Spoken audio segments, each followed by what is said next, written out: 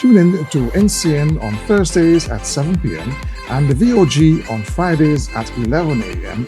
for the Ministry of Health's weekly program, Health Matters. This program seeks to educate you, the general public, on proper health-seeking behaviors while making you aware of the services available at the hospitals and various health facilities across the 10 administrative regions. You don't want to miss this. Tune in on Thursdays and Fridays. Be educated, be informed, because your health matters. Hello there, and welcome to Health Matters, a presentation by the Ministry of Health. Glad that you could be with us on this program. With me, I've got Dr. Horace Cox, a dedicated member of a team fighting COVID in Guyana, COVID-19. And as you know, recently we've been hearing there's a rise in numbers. I am Nazim Hussain, and we'll hopefully raise some awareness as how we can all be involved in the fight against COVID-19. Dr. Cox, welcome to our program.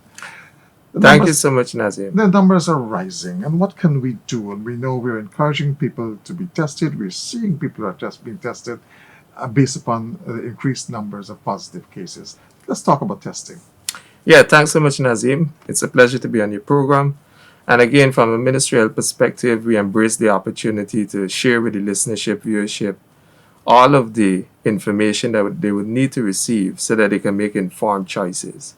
So as you mentioned, we are in a surge, and I think this is known to all Guyanese. I mean, we're looking at the cases daily, and we see that the numbers are rising, and therefore we're making that concerted appeal that persons can take all the precautions necessary. Of course, because cases are rising, it's important that we ensure that we can access tests. And the Ministry of Health has been working religiously to ensure that sites are open across the country in the different administrative regions, sites that allow for testing, sample collection and testing. And these sites offer a number of tests. For example, we have what's called the antigen test or the rapid test. And that test is a very good test. It can give you a result within 20 minutes and more or less is indicated for cases where persons are very symptomatic, or if it is that they might have been contacts of persons who confirm positive. And as I mentioned, the principal benefit is that the turnaround time is very quick. It gives you a result in 20 minutes. However, even though it's a very good test, it can miss a few cases depending on when you would have been exposed and where you are in the infection. And depending on whether that test is negative, you could be referred to do what's called the PCR test. And I know the viewership as well as the listenership will be very familiar with this test. And that's just me putting it crudely so that persons can identify, because these are terms that we've been using over the past year. And the PCR is as close to perfect as we'll identify. And the only issue is that it takes a bit longer. So the turnaround time could be, depending on the type that we use, from 1 hour to 12 hours to process. Because we have some point of care machines that are more at accident and emergency settings. And so that can help us to turn it around a bit faster. But the reality is that the test is an important tool, but the tool must be used correctly. And so what we ask persons to do is to ensure that they access these tests at the different sites that are in the administrative regions. And for example, they can visit the ministerial Facebook page and other forms of media to ensure that they know where these sites are. And that not only that they access them, but that they do so within the recommended time. Because as you know, at times, this COVID thing can be an overwhelming thing. Yes, I was to ask you, you hear a friend down the street get COVID, do I feel scared and want to go and do a test straight away because he's down the street, I may have blown away and come to my house? Exactly the point.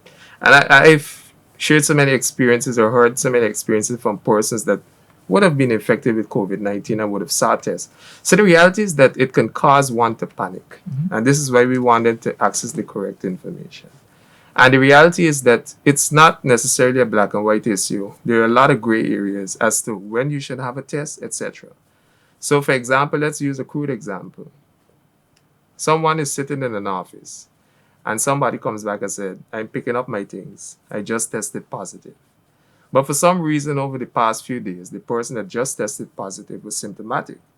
it would mean that that contact, And symptomatic meaning they had showed symptoms. correct, and would have been in close contact with the person. It would mean that that contact would have been exposed for a fair number of days, let's say 3 to 5 days, and therefore would warrant a test at the time of the diagnosis of the index case. And so, definitely, then we should go. In other cases, you might find that somebody just came into contact with someone who's diagnosed, and therefore it is too early for the test to pick up an infection because the virus would have just gone into your area and would need time in order to multiply. And so when you do the test that early, it reduces the chances of us picking up whether you're positive or not. And it could be that you end up being an asymptomatic case. And because you don't develop symptoms, you can then infect a larger number of people. So, Nazim, I say all that to ensure that the viewers and the listeners understand that testing at the right time is important. And one should really be guided by the healthcare worker. So, we want you to access it, but understand as well that there are parameters and you'll need to be guided by the healthcare worker as to when is the ideal time for the tests to be done in order for us not to waste resources and ensure that when we give you a result, that result is reflective of the reality. Okay. So what we'll do, Doc, we'll take a break. We just open up our program. Remember, Dr. Cox did indicate that we should be visiting, and everybody now is having access to social media, Facebook. Just let you know that the ministry is also on. Yes, we've joined the band on TikTok, and so you can search for the Ministry of Health on TikTok. Stay with us. We'll be right back with more with Dr. Cox after this break. COVID-19 affects different people in different ways. Most infected persons will develop mild to moderate illness and recover without hospitalization, while others can become severely ill. The most common symptoms of COVID-19 are fever, tiredness, dry cough, and in several cases, shortness of breath. Other symptoms may affect you include loss of taste or smell, body aches and pains, headache, sore throat, nasal congestion, nausea or vomiting, and diarrhea. These symptoms are likely to appear within 2 to 14 days after exposure to the virus and vary from person to person. But when should you seek immediate medical attention? If you or someone is experiencing trouble breathing, persistent pain or pressure in the chest, or loss of speech or movement, call the COVID-19 hotline immediately for assistance. Current evidence advises that COVID-19 is mainly transmitted through droplets generated when an infected person coughs, sneezes, or simply talks. Beat COVID-19 by practicing physical distancing, wearing a mask, avoiding crowds, washing or sanitizing your hands, and taking your vaccine. Remember, the COVID-19 vaccine will reduce your chance of becoming severely ill.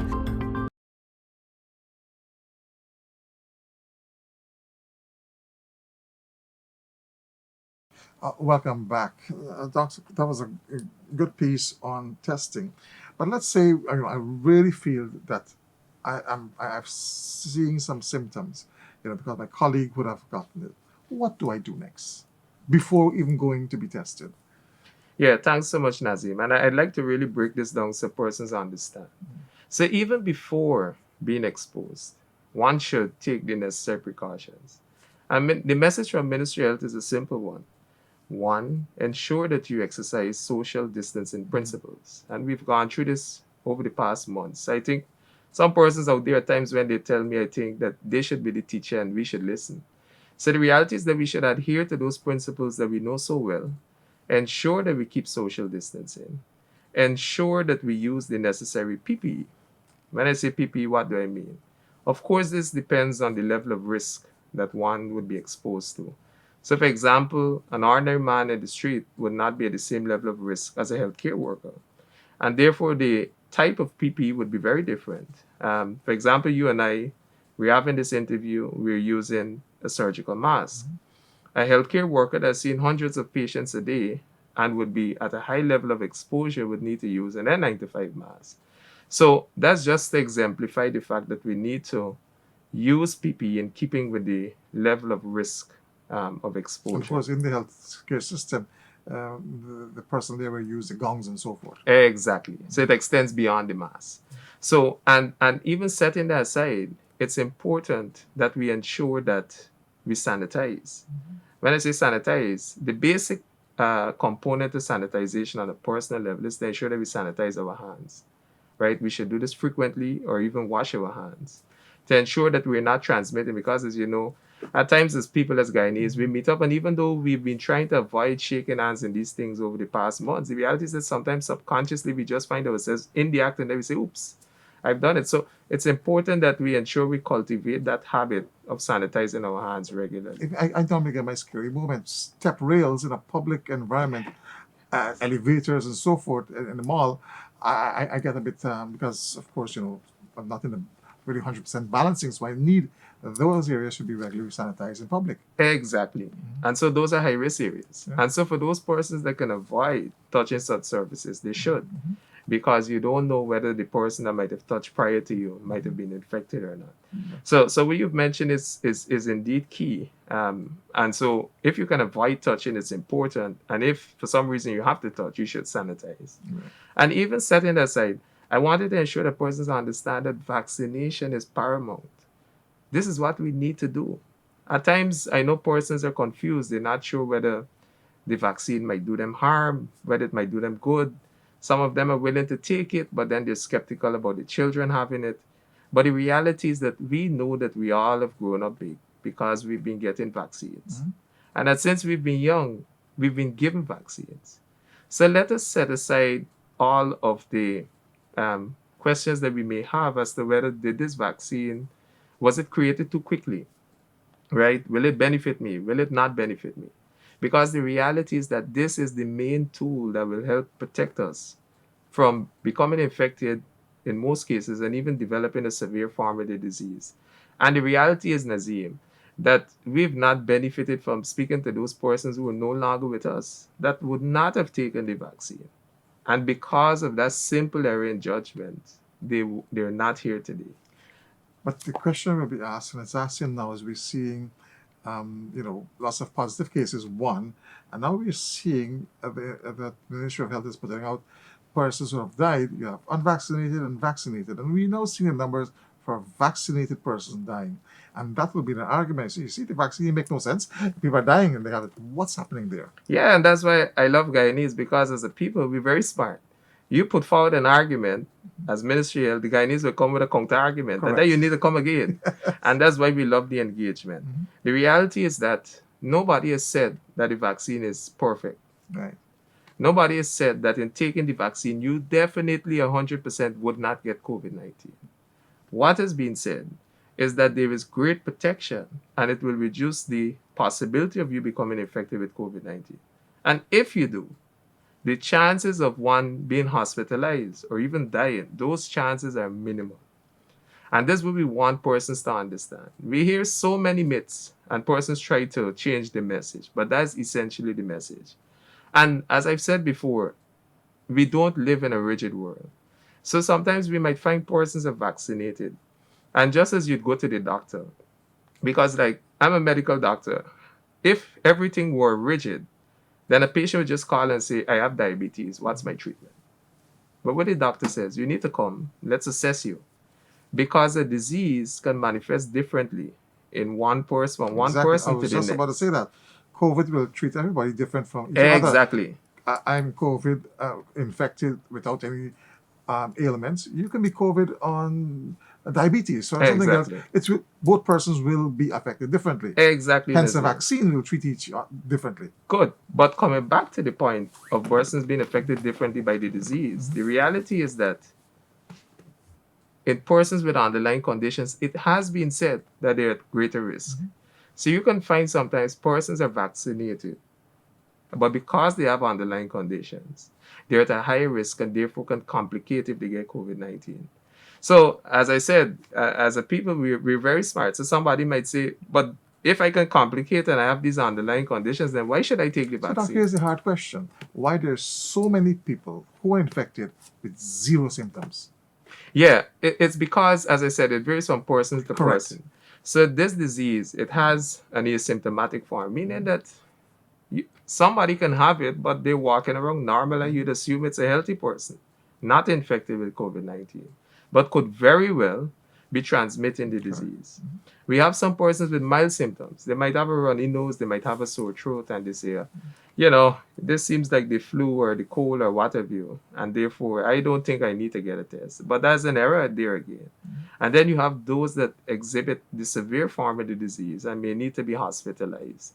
So the reality is that there's an entire spectrum of manifestations, and one can fall anywhere along that spectrum. We move away from vaccination. We'll come back and it again. But as we're talking about COVID and operating with different people, of course, we work with TB, malaria, and HIV. How does those persons who are infected by those diseases, what is, explain about that? Yeah, thanks so much. So you've asked a very important question, and just now we're speaking about comorbidities for persons who have COVID-19. And the reality is that I'd like to take this opportunity to make an appeal, even though I mostly oversee malaria, to those persons who may be immunosuppressed, persons living with HIV. And the reality is, we know one can lead a normal life once you take the antiretrovirals and you're virally suppressed.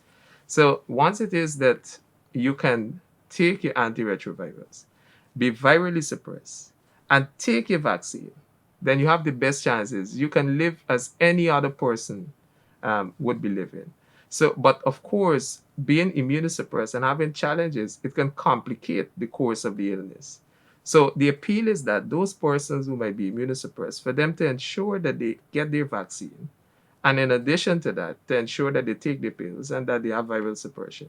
Of course, persons with malaria, any illness superimposed upon COVID-19, as you know, can lead to more complications. So the reality is that persons should not take this lightly. And I hear now like persons saying, oh, we've read that the Omicron variant in other parts of the world, that it doesn't cause the severe form of the disease. But again, we must not let our guards down. I think we did so when we had our festivities at the family level over the holidays and what have you. And so we're seeing a surge in cases as we have in other parts of the world. So it's important that we don't take things for granted and say, well, we won't get hospitalizations, we won't have deaths.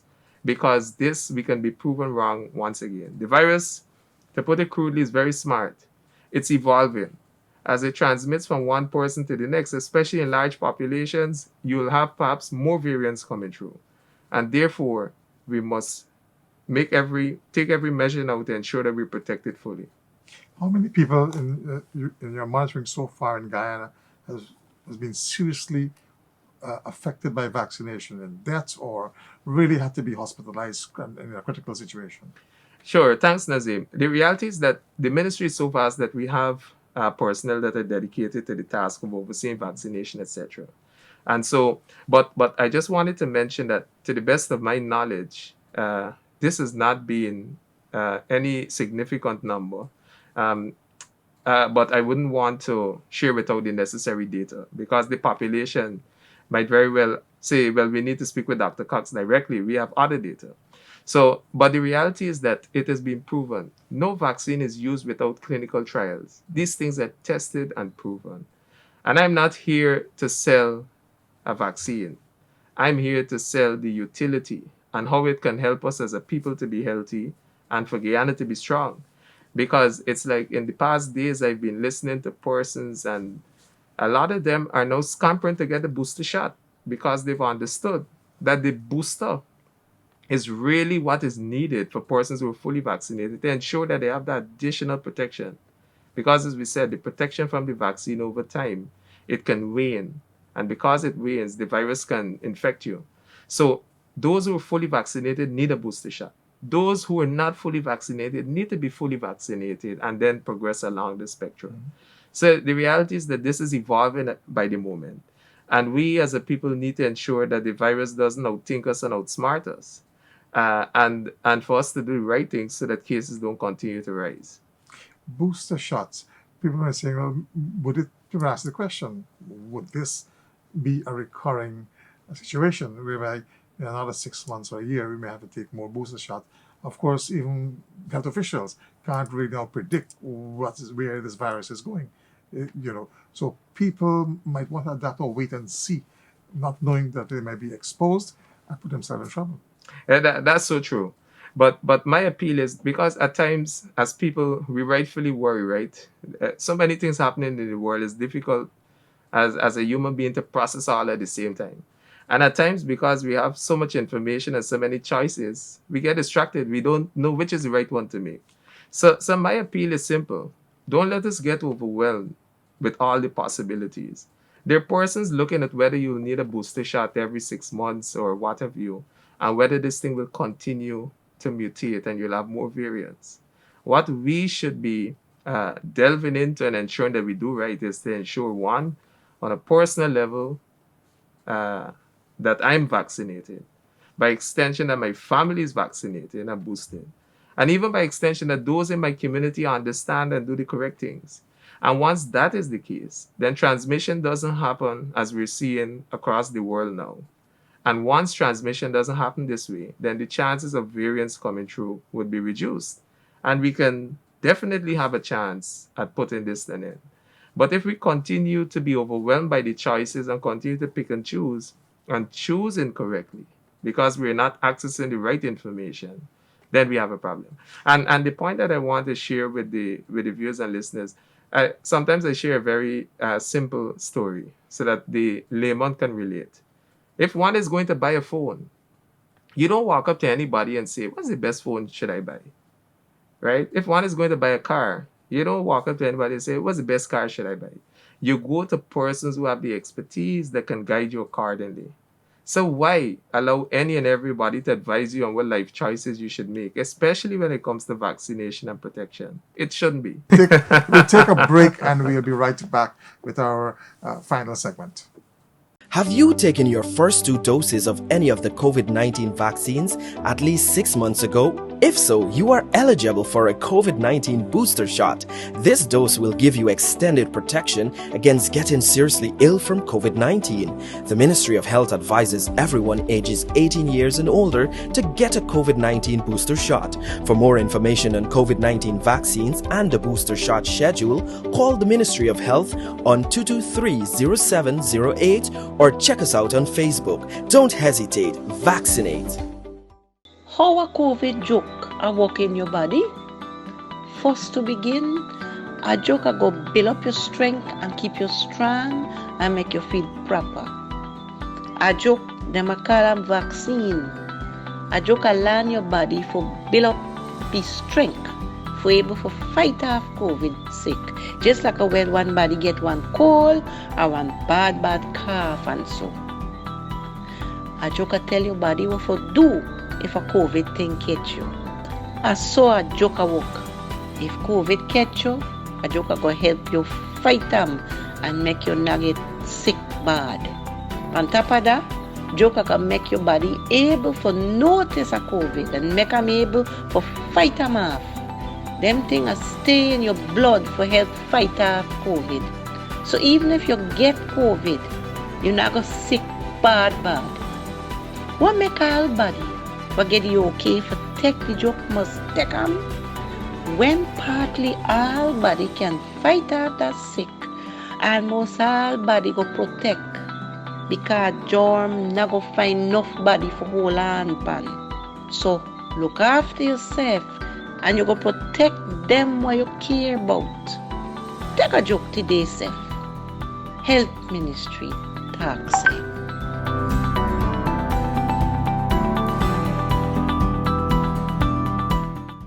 Welcome back to our program. Dr. Cox, we'll be having a very interesting chat here. But we're always talking about, and we see all of the public service announcement talking to us as individuals, we must take precaution. But you did mention before we go on to break is ensuring everyone in the family and our community.